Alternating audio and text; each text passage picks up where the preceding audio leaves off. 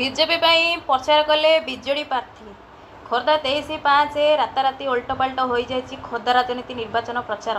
ଅନ୍ତିମ ଦିନ 2 ଘଣ୍ଟାରେ ଖୋର୍ଦ୍ଧା ବିଜେଡି ବିଧାୟକ ଜ୍ୟୋତିନ୍ଦ୍ରନାଥ ମିତ୍ର ବିଜେପି ବିଧାୟକ ପ୍ରାର୍ଥୀ ପ୍ରଶାନ୍ତ କୁମାର ଯଦୁଙ୍କ ପାଇଁ ପ୍ରଚାର କରିଛନ୍ତି। ପୂର୍ବରୁ ବିଜେଡି ବରିଷ୍ଠ ଉପସଭାନେତ୍ରୀ ବାସନ୍ତୀ ମହାପାତ୍ର ବିଜେପି ସହିତ ସାମିଲ ହୋଇସାରିଥିଲେ।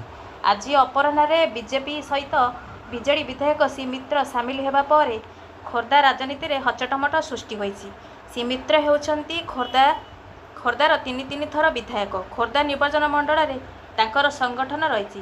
2019ରେ ସେ ବିଜେଡିରେ ଟିକେଟ ପାଇ ଖୋର୍ଦ୍ଧାରେ ପ୍ରତିଦ୍ୱନ୍ଦିତା କରି ବିଜୟୀ ହୋଇଥିଲେ। ଏଥର କିନ୍ତୁ ବିଜେଡି ତାଙ୍କୁ ଅଣଦେଖା କରିଥିଲା। ବିଜେଡି ବେଗୁନିଆ ବିଧାୟକ ରାଜେନ୍ଦ୍ର ସାହୁଙ୍କୁ ଖୋର୍ଦ୍ଧାରେ ଟିକେଟ ଦେବା ପରେ ଶ୍ରୀ ମିତ୍ର କୋଣସେଠା ହୋଇ ରହିଥିଲେ। ପ୍ରସାଦଙ୍କ ସମର୍ଥନରେ ଜିତୁ ଆଜି ବିଜେପି ପ୍ରାର୍ଥୀ ଶ୍ରୀ ଜଗଦେବ ଏବଂ ସାଂସଦ ପ୍ରାର୍ଥୀ ଅପରାଜିତା ଷଡ଼ଙ୍ଗୀଙ୍କ ସହିତ ଏକାଠି ହୋଇ ଖୋର୍ଦ୍ଧା ସହରରେ ପ୍ରଚାର ଶୋଭାଯାତ୍ରା କରିବା ପରେ ଶ୍ରୀ ମିତ୍ର ବିଜେଡିକି ଚକମା ଦେଇଥିବା ରାଜନୈତିକ ମହଲରେ ଚର୍ଚ୍ଚା ହୋଇଛି।